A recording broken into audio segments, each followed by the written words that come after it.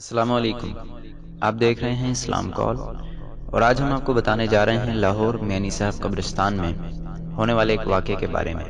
واقعہ سننے سے پہلے اگر آپ نے ہمارے چینل کو سبسکرائب نہیں کیا تو سبسکرائب کر لیں اور نوٹیفیکیشن بیل کو کلک کر دیں۔ تو واقعہ کچھ یوں ہے، لاہور میانی صاحب کے گورکن ایک عجیب واقعہ بیان کرتے ہیں۔ کہتے ہیں رمضان المبارک کی ایک رات کو صرف چند لوگ ایک جنازہ لے کر آئے اور دفن کر کے چلے گئے۔ کافی عرصہ تک فاتح خانی کے لیے اس قبر پر کوئی بھی نہ آیا۔ قبر کچی تھی اور بارشوں کی وجہ سے بالکل شکستہ حال ہو چکی تھی۔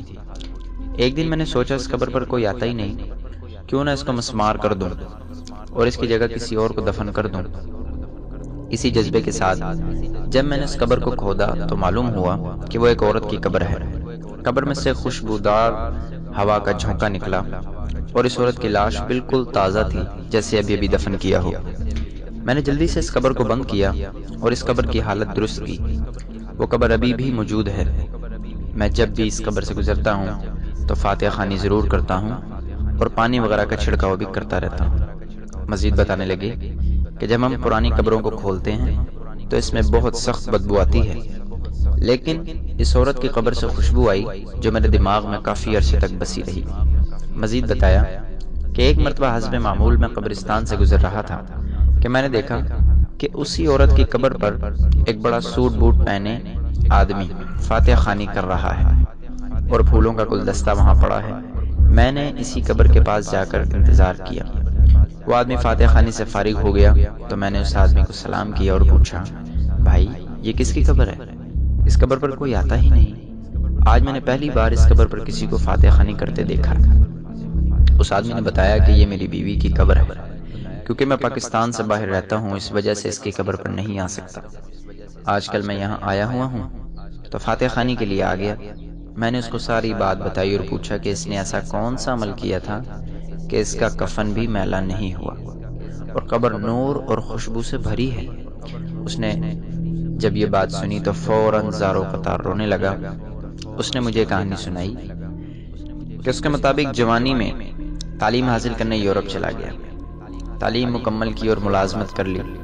جب میں پاکستان اپنے والدین سے ملنے آتا تو وہ مجھے زور دیتے کہ شادی کر لو، تمہاری منگنی بچپن ہی میں تمہاری خالہ کے گھر کر دی گئی، وہ تقاضا کر رہے ہیں۔ میں ہر دفعہ انکار کر دیتا۔ ایک مرتبہ میں جب یورپ سے پاکستان آیا تو والدین نے کہا کہ اگر اس بار تم نے شادی نہ کی تو ہمارا اور تمہارا کوئی تعلق نہیں رہے گا۔ والدین نے مجھے اتنا مجبور کیا کہ مجھے شادی کرنا پڑی۔ میں والدین کو سمجھاتا رہا کہ کچھ مجبوریوں کی وجہ سے میں شادی نہیں کر سکتا، میری بہت بڑی مجبوری ہے، لیکن والدین نے میری شادی کر دی۔ شادی کی پہلی رات میں نے اپنی بیوی کو بتایا کہ میں تمہارے فرائض پورے نہیں کر سکتا، تم میری طرف سے آزاد ہو، تم جہاں چاہو شادی کر سکتی ہو، میں تمہارا گناہگار ہوں۔ اس نے مجھے کہا اگر یہی میری قسمت میں تھا تو میں اس پر راضی ہوں، میں پوری زندگی تمہارے ساتھ گزارنے کو تیار ہوں۔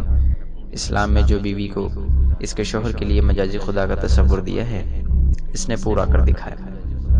کبھی میری اتنی بڑی کمزوری کا ذکر کسی سے نہیں کیا، ورنہ اور نہ ہی مجھے کبھی بلیک میل کرنے کی کوشش کی۔ والدین جب اولاد کا ذکر کرتے تو ہم ڈاکٹروں کو پیسے دے کر غلط رپورٹ بنوا لیتے جس میں دونوں کو ٹھیک قرار دیا گیا ہوتا۔ اس نے میرا بھرپور ساتھ دیا، پاک دامنی، عبادت گزاری، غریبوں کے کام آنا اور فلاحی کاموں میں سب سے آگے رہتی۔ یہ وہ تمام خوبیاں تھیں جس کا اللہ تعالیٰ نے اسے انعام دیا۔ اس دنیا میں بھی وہ سرخرو ہوئی اور اس دنیا میں بھی اللہ تعالیٰ اس کے درجات کو بلند کرے۔ اس کے علاوہ اس نے یہ بتایا کہ یہ دنیا واقعی ایک کھیتی ہے، یہاں جو بوگے آخرت میں وہی پاؤ گے۔ اب تو ہمیں اتنا اندازہ ہو گیا ہے کہ میت کو دیکھ کر ہی پتہ چل جاتا ہے کہ اس نے کیسی زندگی گزار دی۔